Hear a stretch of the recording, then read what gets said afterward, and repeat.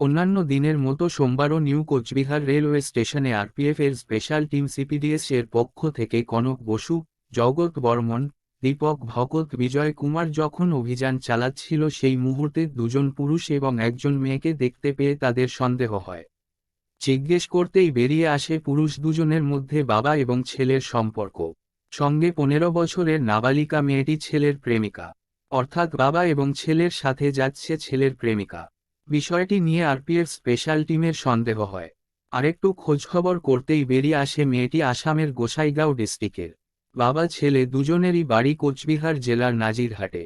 তবে ছেলে এবং তার বাবা জানায় বর্তমানে কর্মসূত্রে তারা ব্যাঙ্গালোরে থাকে, তাই মেয়েটিকে নিয়ে যাচ্ছিল।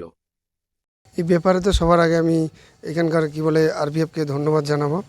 তারপরে যেটা ওরা আর কি শুরু করছিল আর কি, আমার বোন আজকে 9 তারিখ, জানুয়ারির 9 তারিখে 2024-এ ঘরের থেকে বলছিল আমি জ্যাকেট কিনতে যাব। তো জ্যাকেট কিনা যাওয়ার কথা বলে এটা মিসিং হয়ে গেছিলো। মিসিং হওয়ার পরে আমরা রাতের বেলা খবর নেই।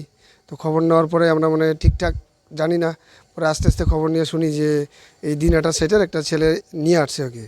নিয়ে আসার পরে তারপরে আমরা আমাদের থানার ওইখানে গোসাইগাঁও থানার ওইখানে যোগাযোগ করি, যোগাযোগ করে লোকেশন ট্র্যাক করি, কিন্তু তাও ধরা পড়ে নেই।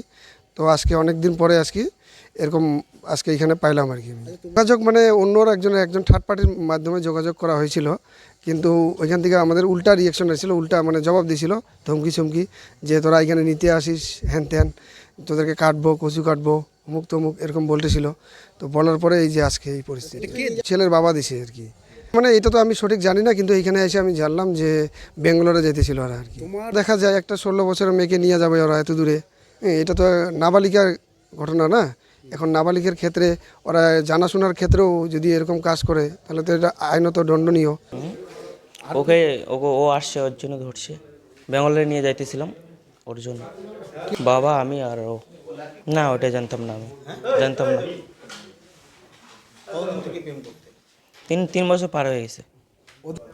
কি নিয়ে যেতাম ওই জায়গায় 1 বছর 6 মাস থেকে চলে আসতাম, আবার এসে বিয়ে করে নিতাম। মেয়ের দিদির বিয়ের সময় যোগাযোগ হয়েছে, অনেক দিন আগে। ওটা ধরছে ব্যাঙ্গালোরে যাচ্ছি, তাই। কেন যাচ্ছিলে ব্যাঙ্গালোর? এখানে মা বাবা দেখলে নিয়ে যাবে, বিয়ে দেবে না, আর অন্য জায়গায় বিয়ে দেবে, তার কারণে। তুমি জানো যে তোমার বয়স হয়নি? আমি জানি আমার বয়স হয়নি, কিন্তু আধার কার্ডে আমার না বয়স ভুল দেওয়া। আমি তো জানি আমার 2005-এ জন্ম। না, সেটা কি ইয়ে ছিল তোমার? ভালোবাসা ছিল, তাই।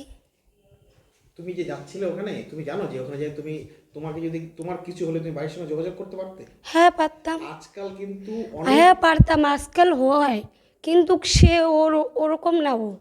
এটা জানি আমিও মোবাইল খুঁজে আমি জানি। তোমার বয়স কত? আমার বয়স, আমি জানি আমার বয়স 19, কিন্তু আধার কার্ডটা 16। তুমি কোন ক্লাস পর্যন্ত পড়েছো? 9-9-এ। কি করে এদের সাথে যোগাযোগ হয়েছে তোমার? এখানে আমার দিদির বাড়ি ছিল, দিদির বাড়িতে গেছিলাম, দেখা হয়েছিল, তাই। তখন থেকে পরিচয়, তখন থেকে ভালোবাসা। কত বছর হয়েছে তোমাদের? 4 বছর। তোমার সঙ্গে কি বাড়ির যোগাযোগ হয়েছিল? বাড়ির যোগাযোগ একদিনকে হয়েছিল। আমি ভাবছি থানা ডায়েরি এমনি দিচ্ছে, এমনি বলছে মা, আমি তো জানি না। আমরা শুনতে পেলাম তুমি বলেছো যে তুমি মরে গেছো, ব্যাপারটা নিয়ে কি বলো?